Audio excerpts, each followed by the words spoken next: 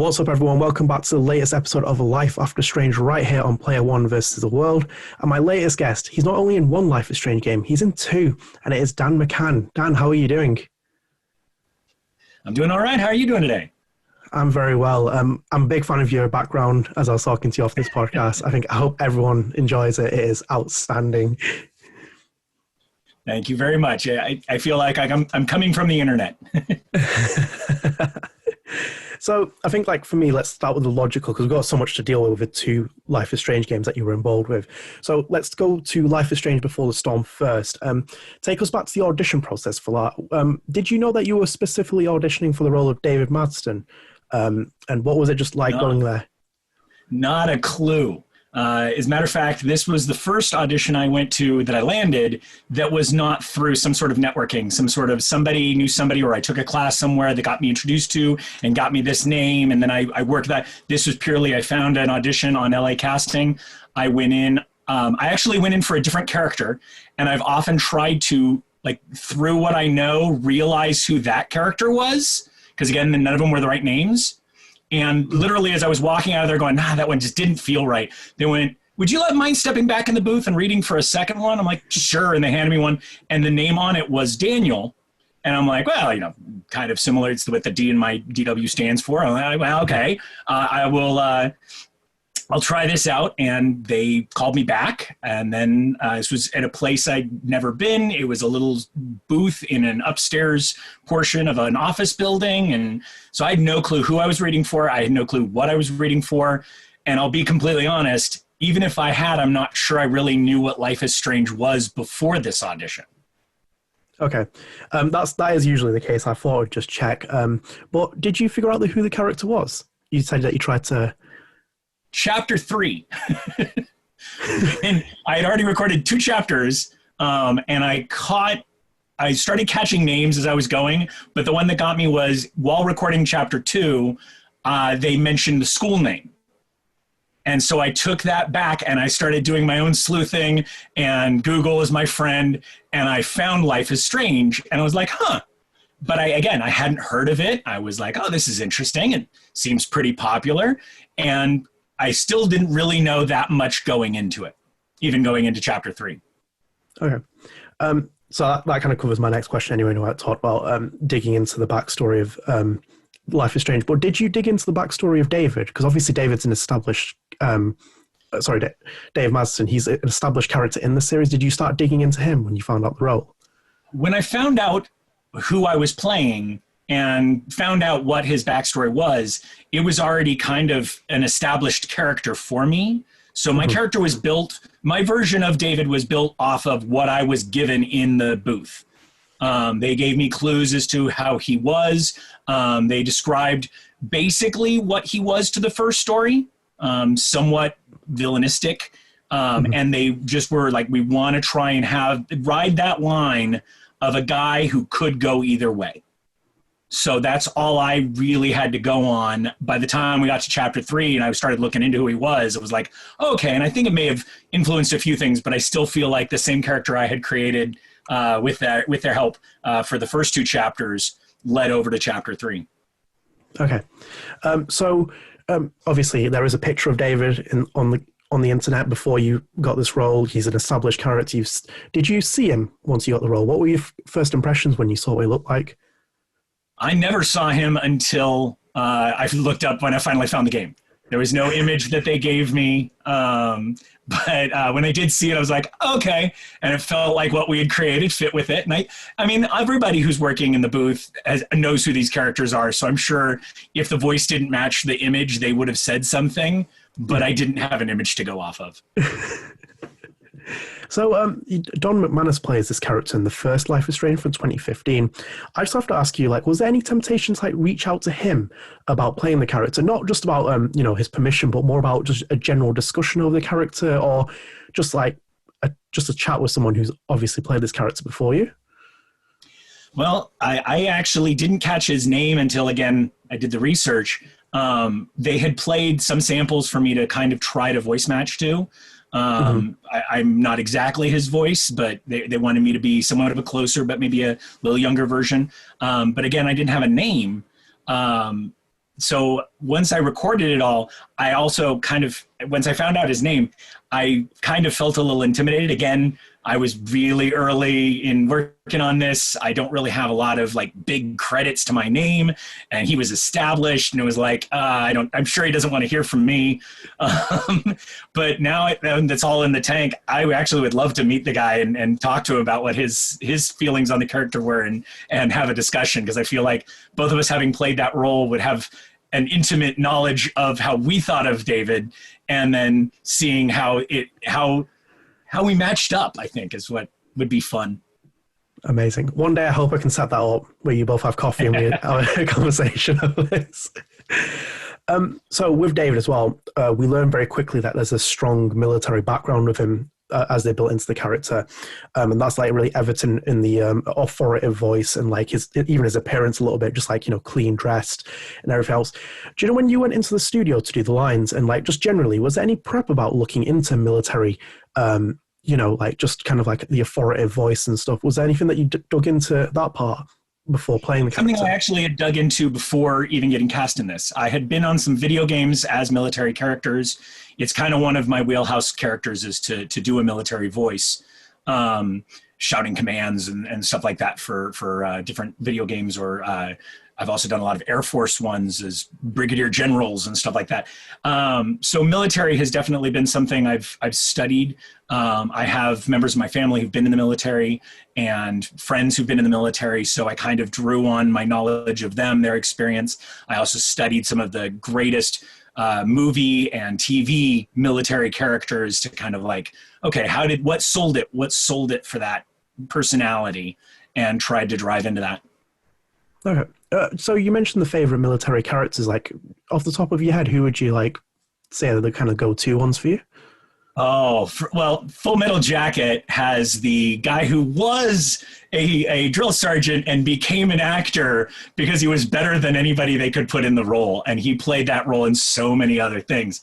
So he's probably the prime one that comes to mind. But even just stuff like Cuba Gooding Jr. Had a movie about him being in the Navy as a diver, a historical story that they were retelling, and he was phenomenal in it. But I loved the respect from that. Carrie Elwes and Fraser. I'm blanking on his name. Kelsey Grammer. Kelsey Grammer have a movie called The Pentagon Wars, which just was amazing to watch and see the intricacies of an office of military people. But there's also one of the greatest shows of respect that I've ever seen in that. At the end of the movie, there's one point where all these guys who'd kind of given Carrie Elwes a hard time turn and salute him. And it's given me such a respect for the salute. And I mean, I already had a high respect for our military, but seeing that there doesn't feel like there's an equivalent gesture in civilian life for showing like the utmost respect, since the like bowing to nobles, if you actually meant it, because some of the nobles were doing it, some of the peasants were doing it to not be killed. But I loved that aspect of those characters. Sweet. So we move into the recording booth. You get to work with VO director Philip Bache, who has a legendary reputation. You'll see in my series, I ask every person what their experience is like working with him. What was your experience like working with him? It was great. He drove me into portions of the character that I was not as familiar with, and also helped keep me on that line that I mentioned earlier of riding a line between somebody who is not necessarily a bad guy, but has that like a few more things happen and you could see that he'll go there. So it had to be believable that the David Madsen I was putting forward will turn into the David Madsen that everybody knows from The First Life is Strange. Sweet. And from my experience talking to actors, they say that sometimes Webb Pickersgill was there for some of the studio sessions. Was he there for yours? I don't believe so, but I do know that there was almost always a call open, and people were on that call, and I didn't always know who everybody was on that call. So right. I can't say that he wasn't in a session. I don't remember seeing him or meeting him. Okay. So when you were with Phil anyway, were there any like memorable moments that you had with him, like over a certain scene or just off the top of your head? There were a couple of times he really wanted to drive me into the anger, and he was he was basically continually making me redo the line, like interrupting me to redo the line. And afterwards he's like, okay, so I'm not really that mad at you. I just needed to get you to the point that you were mad at me. So he's like, just know, I do that sometime. I don't really, I'm not really mad at you, but I'm going to drive you to the point that you'll get mad at me. So I'll get the delivery. I need to get David that mad. I'm like, okay. I thought I'd ask that though, because like the other actors have told me their own experience with him, and he's always done something quite mischievous along those lines. So I'm glad that he carried that over as well. So off the top of your head, were there any favorite segments that you enjoyed recording? I really enjoyed doing both sides of the conversation in the car. It was really interesting to kind of, most of the games I've done voices for aren't kind of a choose your own adventure aspect to them. So seeing how the options will play out, and the script you have has what their line is that leads you to this line, and then what their line is that leads you to this line. So watching that choose your own adventure play out was really interesting. And how long did it take you to record your lines for this? Were you in one studio session, or was it multiple? It was two. I know that the first chapter was 1 to 2. I think it was 2 sessions for the first chapter, 1 session for the second chapter, and 2 sessions, I believe, because there were some pickups for the third chapter. And how long were they, off the top of your head? Do you remember, like, how long you were in the studio for, like, one of those sessions? Usually 2 to 3 hours. Sometimes, I think we had one session that went to 4, and I think that was the second chapter because that was their way of getting it all in one session. But usually 2, maybe 3. Okay. And were all your sessions done on your own? Yes. All of the sessions were just me in the booth. I met a couple of people as they were heading in and I was heading out, but we all didn't really know each other. We were like, it was like, hi, nice to meet you. Okay. Hopefully I'll see you around. Congratulations on you booking this. Okay, good. Like that was pretty much the extent of the conversations. Okay. That was what I was going to ask you then straight after, so I'm glad that you, that you answered that. So in Before the Storm, we see a very different David. Like, he's just coming into Chloe's life, and you see that early signs of the divide that they bring into the story, which eventually shows in the first game. Even when you're in the studio, I imagine that you probably could tell this from the lines you were recording and like how they were going. What did you make of that like kind of standoff dynamic between stepfather and stepdaughter? Kind of like that's kind of like the heart of David's story as well. Well, I mean, it was interesting to delve into the feelings he had about wanting to be a good dad and kind of what made him think what a good dad was. Mm-hmm. Like his definition of it came from being kind of thrust into the situation and being like, I know what a good dad is. And he's very confident that he knows what a good dad is. He knows what's best for her. He's going to do this. And it all does come from a place of him really, really wanting to be the kind of dad that she's going to eventually respect. And the problem maybe comes a little bit in where he doesn't really worry as much about that he's going to be the kind of father that she'll love. And it's a fine line to ride. As a new father myself, it's a fine line to ride where you're like, I want you to respect me. I want you to love me.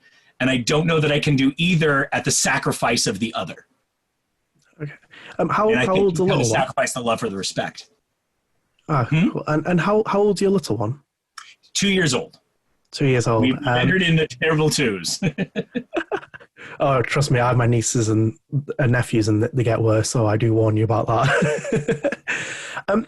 And just because you brought that up, is there kind of like deep down, do you want to kind of like sit down with them one day and kind of play through this game and be like, I was in a video game, and just to see what they think about it?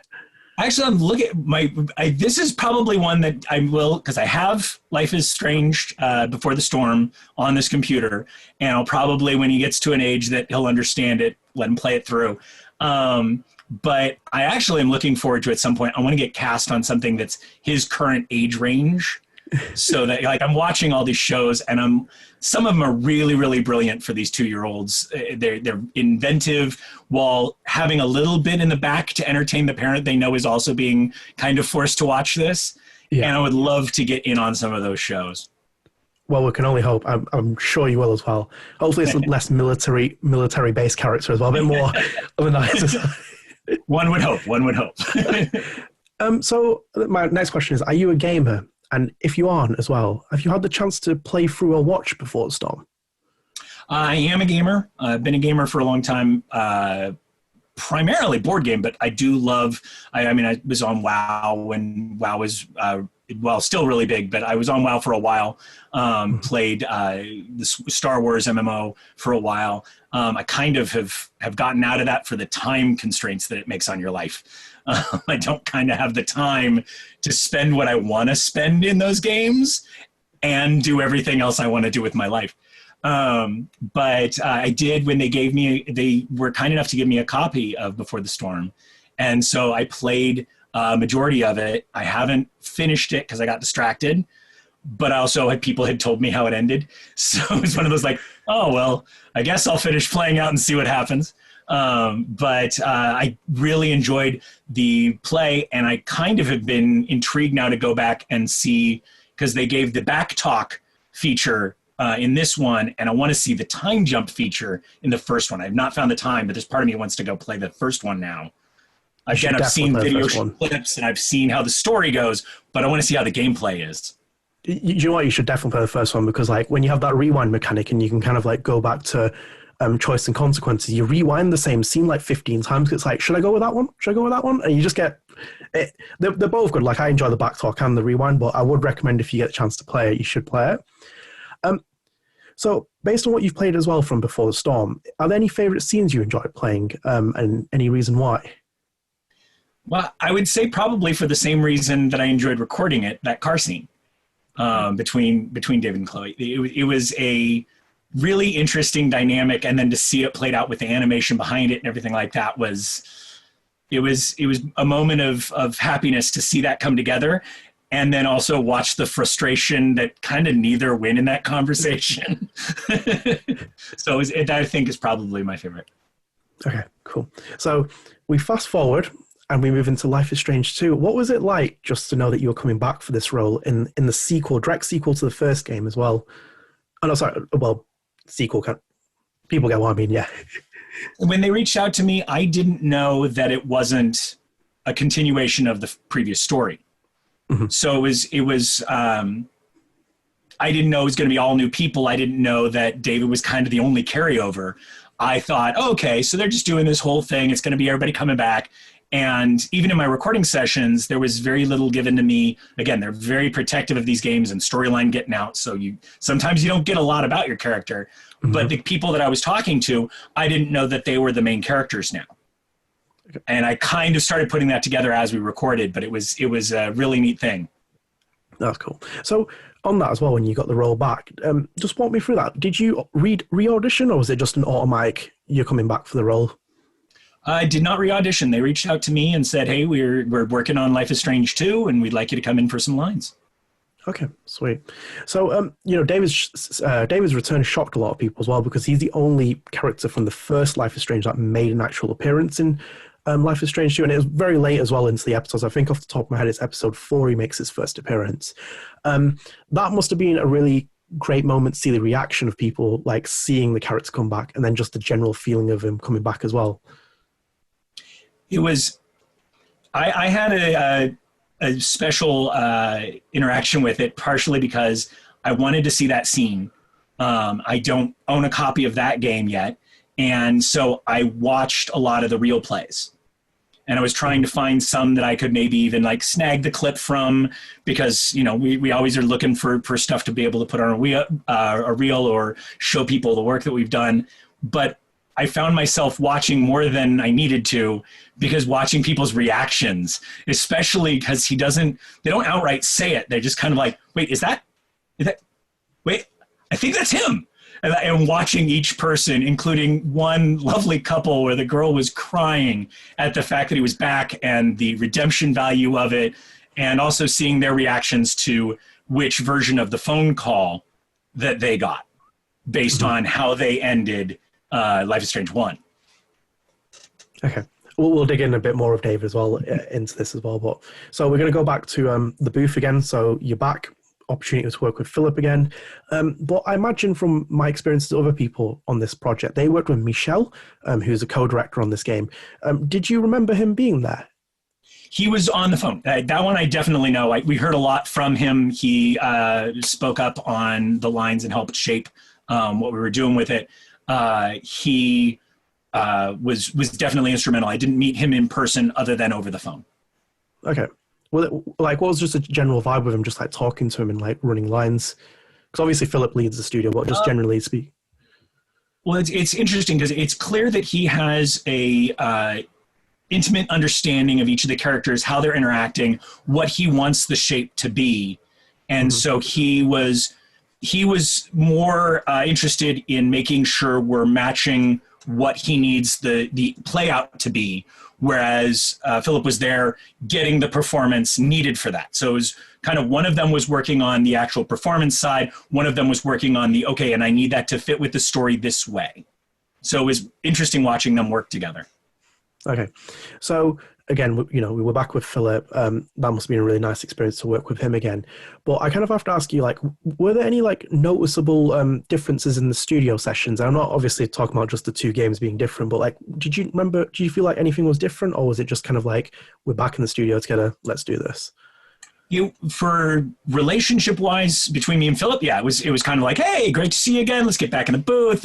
And he remembered some of the tactics he used with me, phrases he used to say to me, because he knew, okay, if I say this, he understands this. He remembered that all from our previous sessions, but it was a different feel of the character. So we had to do a different way of finding that, which was this whole, okay, constantly carry with you in your heart in every line, I done fucked up.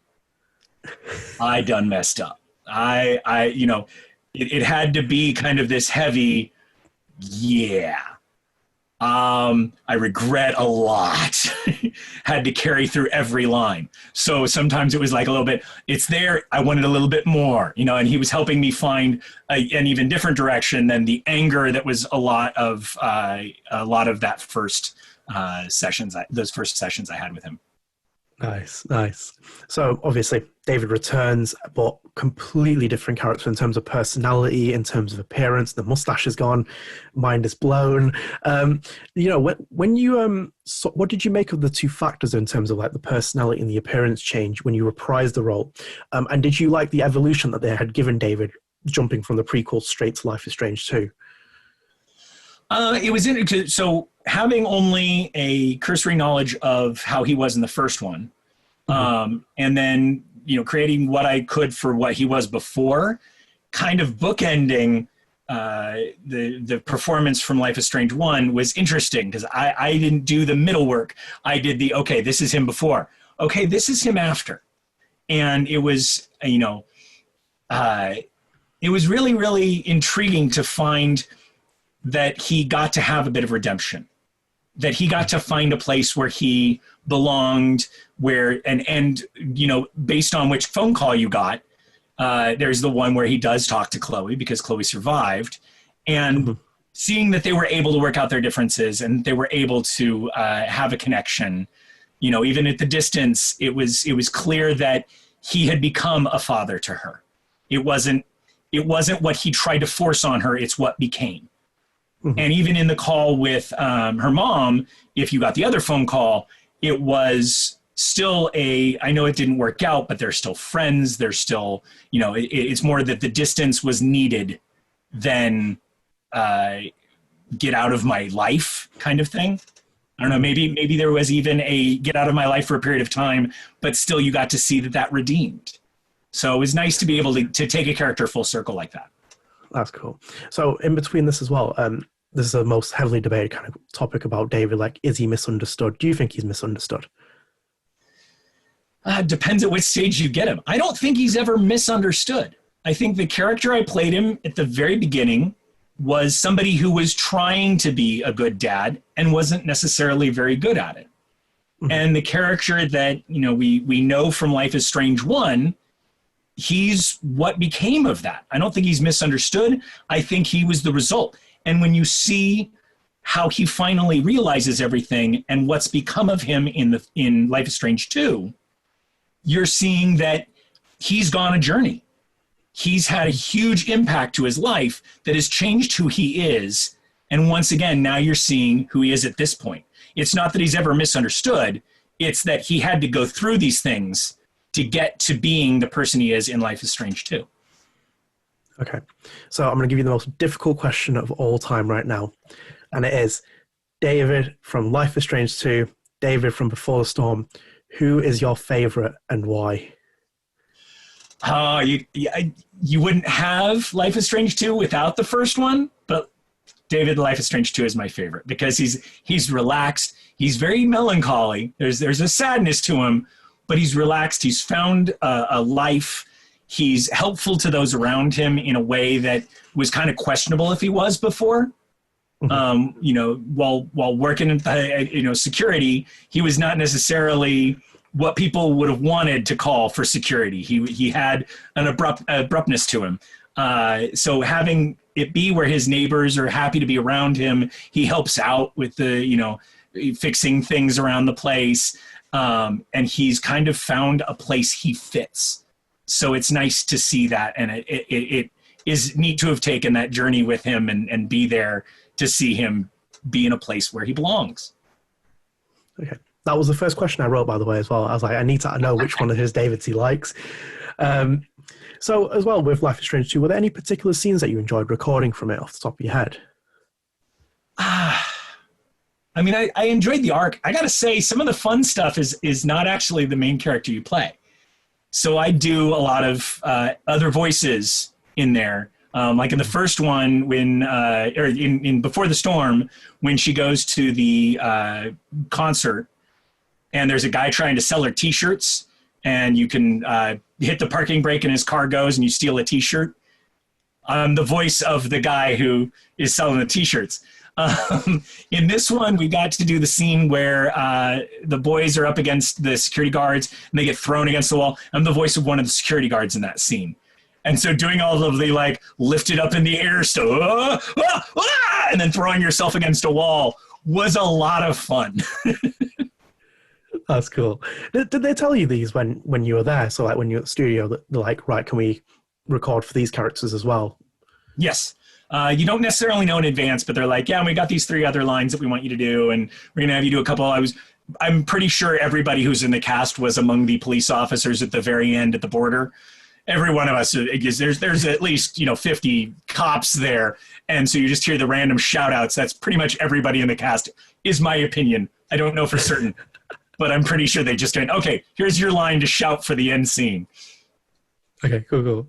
So I know that you watched the stuff for Before Storm, and I was wondering if you watched Life is Strange 2, like just scenes, and if there's any favorites particular that you watched in the full story. So yes, I did watch a lot of the scenes. Again, after I went down the rabbit hole of watching people get surprised by David's return, I watched a lot of the formative scenes because I wanted to know their story. I was never given what their story was. I didn't know anything about the power because none of my lines until I got to the police thing. I didn't know anything about their powers originally, or his power.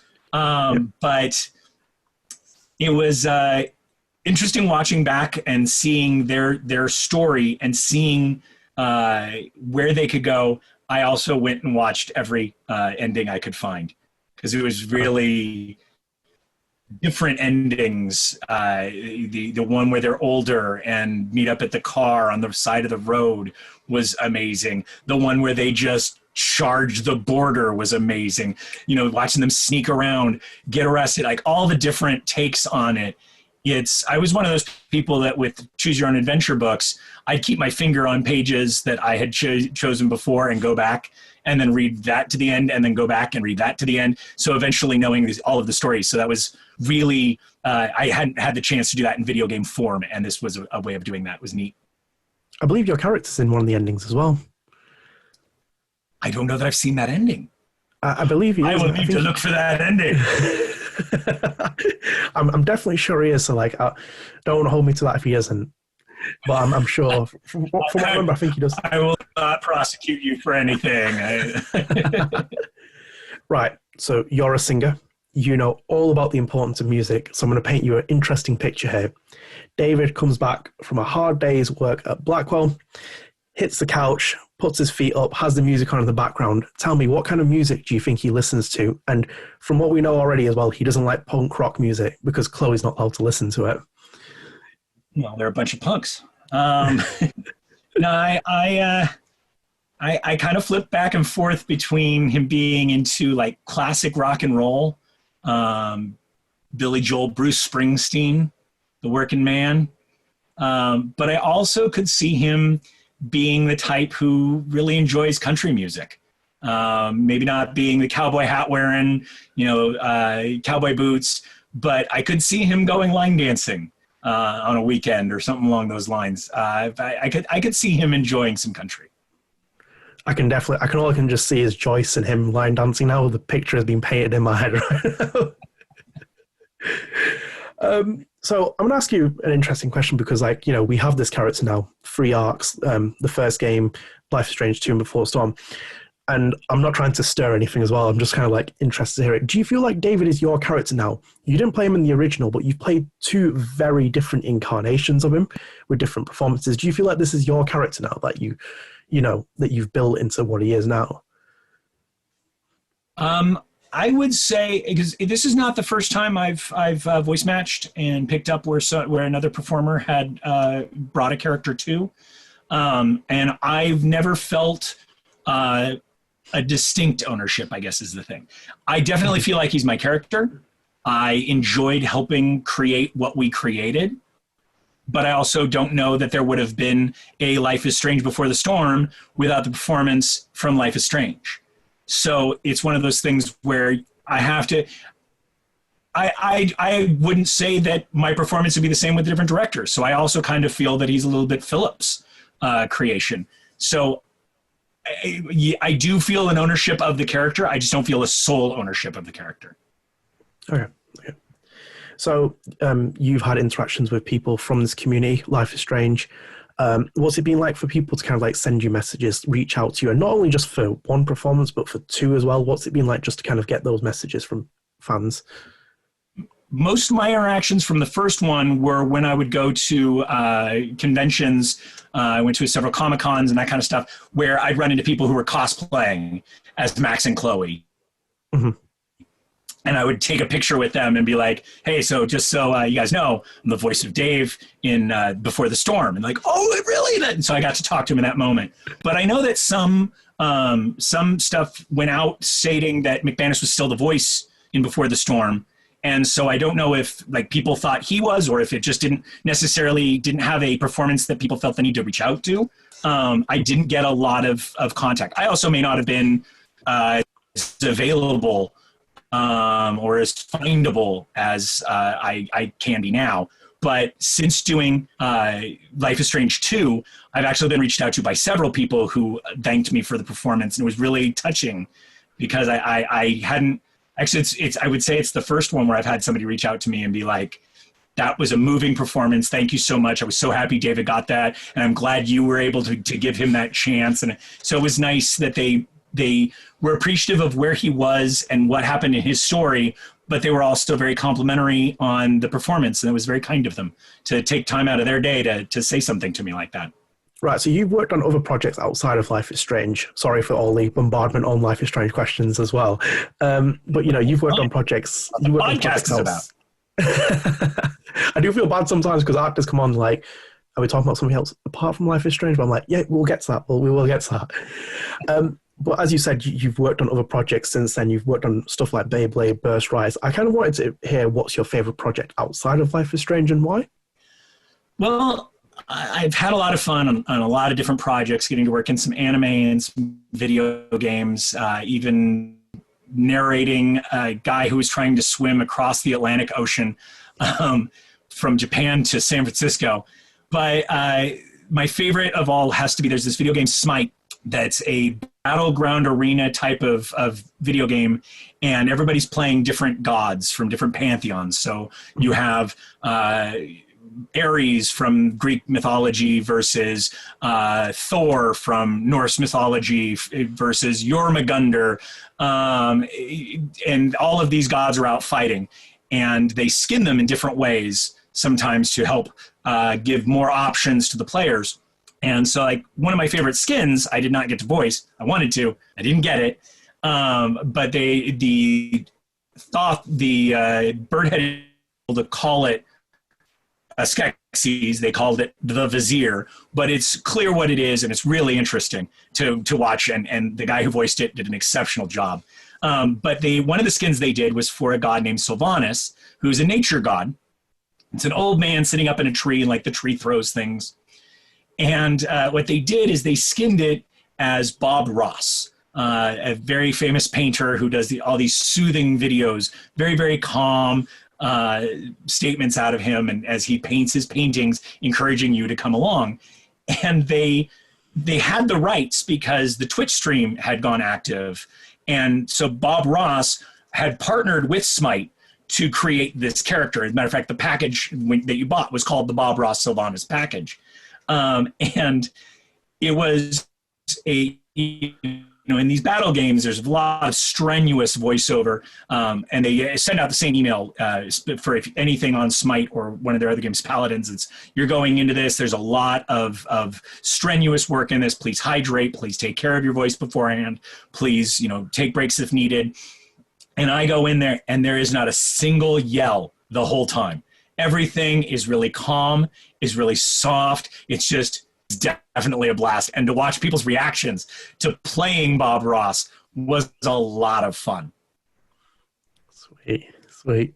So we're coming to the final hurdle of this show, and it wouldn't be wrong to not end on Life is Strange. So I have to ask you. So Life is Strange has a TV series currently planned, and while I presume you'd like to play David yourself, because you are the voice, I'm not going to let you play David. You're the casting director.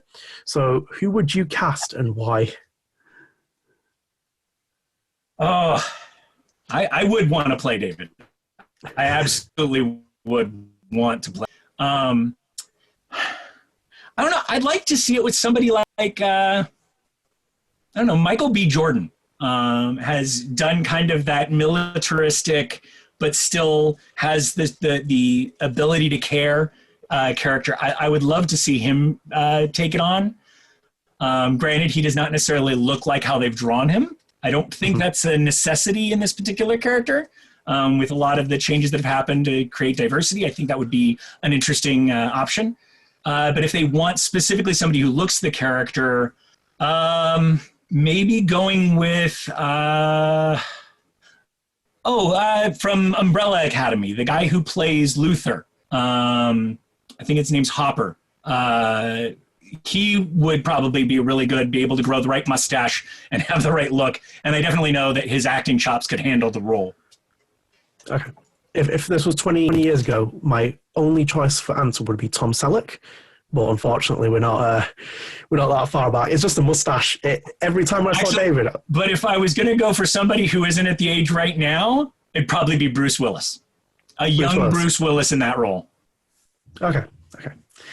So with my shows now, I let my guests sign off with just a personal message to Life is Strange community. So I'll let you take away with just a personal message to them. All right. Hi, everybody.